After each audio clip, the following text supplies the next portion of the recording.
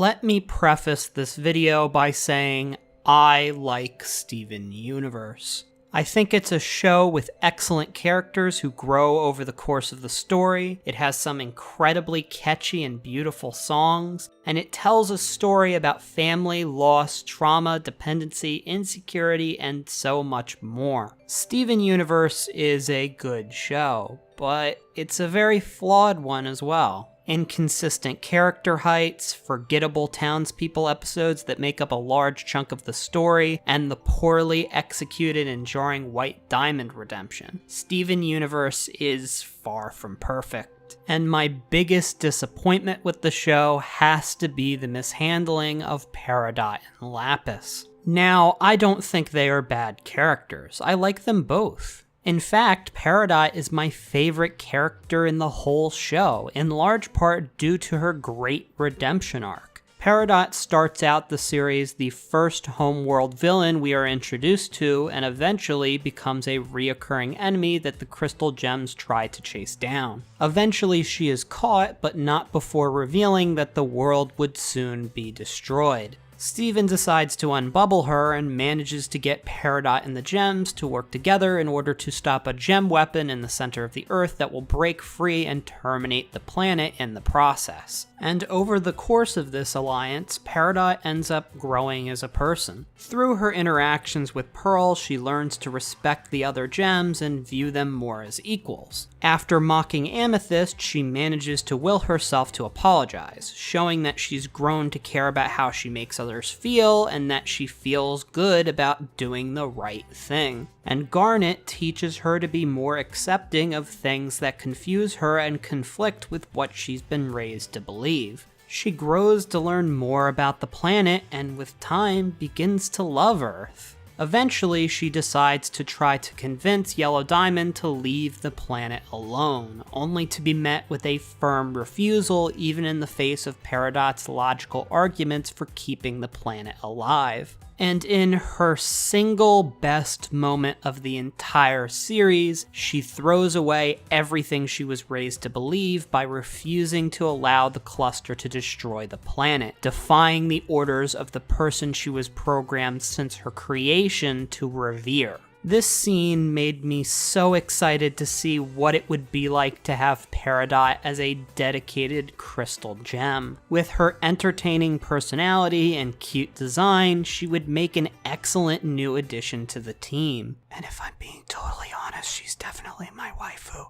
Peridot is best girl, Spinel is a solid second though. Moving away from Peridot though, let's talk about Lapis Lazuli. Lapis is the first gem we are ever introduced to that isn't a part of the crystal gems or corrupted. Her introduction marks the first multi-part episode of the entire series and a point where the series felt like it became so much bigger, showing us that the show was more than just an Adventure of the Week series and that there was so much more possible with Steven Universe. It set the bar high for other character introductions in the story and made us not only excited to potentially see this character again, but also had us anticipating future gem introductions in the show. It also served to show one of Steven's biggest character traits, empathy, which made him save Lapis in the first place and heal her even after attacking the crystal gems. She was trapped for thousands of years, and even when she is freed, she still can't escape the planet she was trapped on for so long. But Steven gives her that freedom. And after all that, she is captured once more by Peridot and Jasper. Then, in order to repay Steven's kindness, she fuses with Jasper so that she can trap both of them at the bottom of the ocean, giving up the freedom she's longed for to protect the only person who has been kind to her. And after desperately struggling with Jasper over control of their fusion for an extended period of time, Lapis is finally freed in the beginning of Season 3. And this is the point where we get to post-cluster. Post-cluster was an extremely important point in both Peridot and Lapis's stories. For Peridot, it marked the beginning of her as a crystal gem outside of their alliance to defeat the cluster. If the cluster arc acted as the introduction of Peridot into the crystal gems, then whatever came next would show her properly incorporated into the team. As for Lapis, she was finally free from the bottom of the ocean and could now be an active participant in the story. Would she join the crystal gems? Would she be a neutral party? It was exciting to think of the possibilities. But this, unfortunately, is the part where we get to...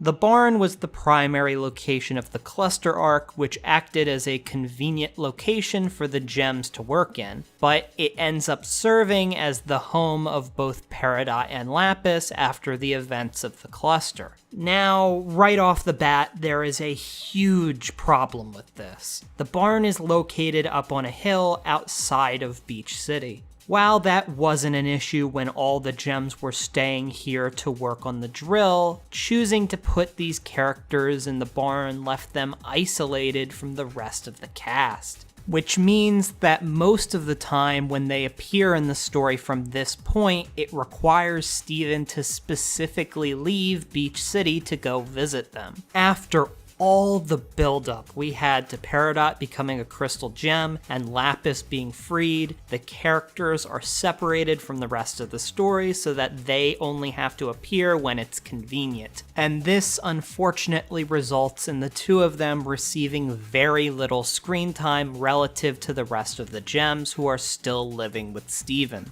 Looking at charts of character appearances, you see large portions of the show where Peridot and Lapis simply do not appear at all, while characters like Garnet, Amethyst, and Pearl appear frequently. Breaking down these charts into numbers, here are the statistics for how many and what percentage of episodes these characters are featured in some way physically. Now let's break that down further to speaking roles only. And we see that the core crystal gems numbers absolutely dwarfs that of Peridot and Lapis. Even if you combined both of their numbers together, it still wouldn't equal Garnet's total, even with her having less screen time than Pearl or Amethyst. And beyond the fact that they are both featured far less than the other gems, a lot of the time when they do show up, they are turned into comedic relief characters that have neither involvement in the main plot nor character progression. That isn't to say that there isn't occasionally moments where they are allowed to do something interesting that furthers their character, but in the grand scheme of things, these characters were filled with so much potential and yet spent most of the time living at the barn doing little of substance. Peridot is even given metal powers that could allow her to be one of the most interesting fighters in the series, does almost nothing with them. The most impressive thing we ever see her do is lift a car outside of combat and defeat corrupted Jasper purely on accident. Her greatest accomplishment in a fight after joining the Crystal Gems is winning on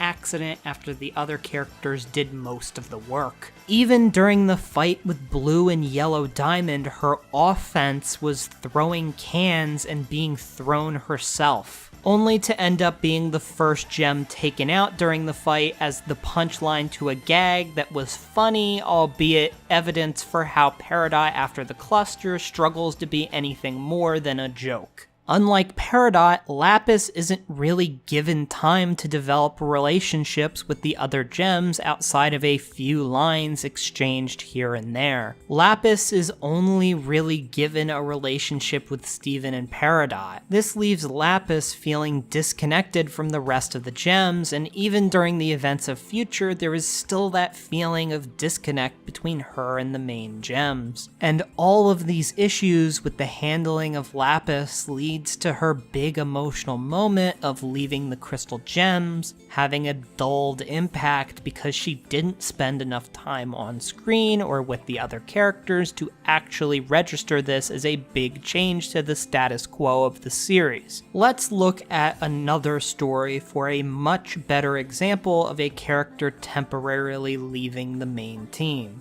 In One Piece, when Usopp leaves the crew in the Water 7 arc, it means something because Usopp has been an important part of the team up to this point in the story. Even if he was one of the weakest members physically, he was still a valued member of the crew. A crew that were like family to each other, having survived many life or death scenarios alongside each other. So when a disagreement between him and his captain Luffy causes them to fight and Usopp to leave them, it's a moment that emotionally destroys everyone, including the audience, because we've spent so much time with these characters that we can understand their emotions at the thought of one of their closest friends leaving them. With Lapis's departure, the only one strongly affected by it is Peridot. None of the gems that we spend most of our time with are affected by this moment. As for the audience, they can't get too invested because she was a character that showed up infrequently and did very little over the course of the story. And you'd think that after the barn was removed and Peridot finally moves back in with the gems, that she'd actually be featured more prominently, but no, she doesn't. She continues to get sidelined, even disappearing completely for the reveal that Rose was Pink Diamond, despite the fact that she's living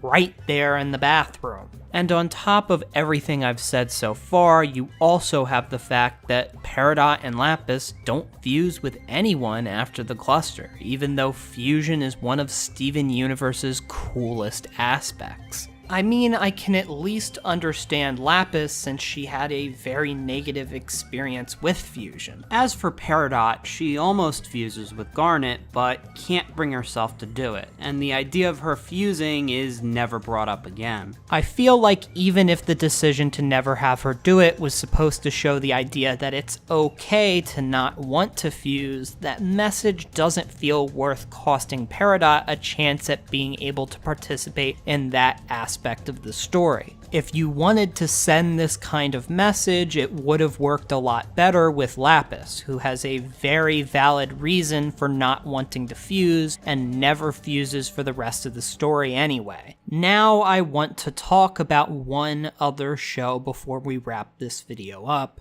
A show that in areas that Steven Universe failed, this series excelled, and I'm talking about Avatar: The Last Airbender. The two characters that join Team Avatar after the initial team of Aang, Katara, and Sokka are Toph and Zuko. When Toph is introduced to the group, she is with them pretty much every step of the way. It becomes immediately apparent that she is incredibly useful to the team and ends up quickly forming relationships with each of the characters that is rooted in how their personalities bounce off of each other. One of my favorites being Toph and Katara, who at first don't get along because Katara's position as the mother of the group annoys Toph, who wants to maintain her newfound independence, and Katara reminds her of her parents and how suffocating they were. Over time, though, they find respect for each other, and Toph comes to realize that even though Katara acts motherly, she does it because she cares about her, not because she wants to control her like Toph's parents did.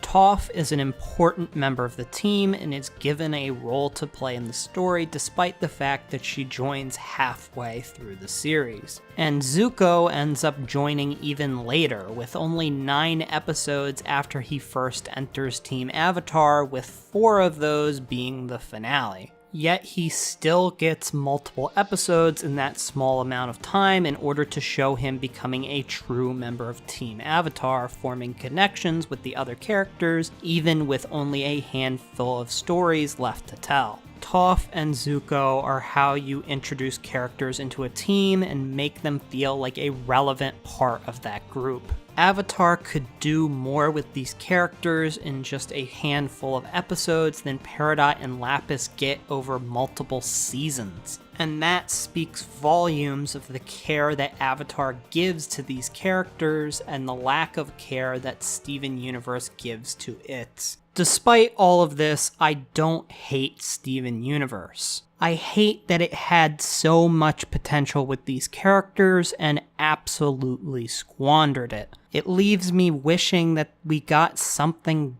different. Peridot and Lapis could have moved into the temple. They would have played a more active role in the story. Lapis could have formed relationships with the rest of the gems, making her running away to escape the wrath of the diamonds feel like a much greater loss. And then when she finally returns, it would have felt like the culmination of a much better character arc than the one they ended up telling.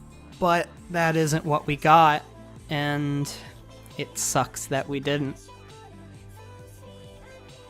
Hey everyone, I'm sorry about such a long hiatus, but I'm finally back with this video, and I'm going to be doing a Q&A session in honor of hitting 5,000 subscribers. Thank you all so much for that support, and if you're interested in asking a question, please leave it down below, and I hope you have a wonderful day.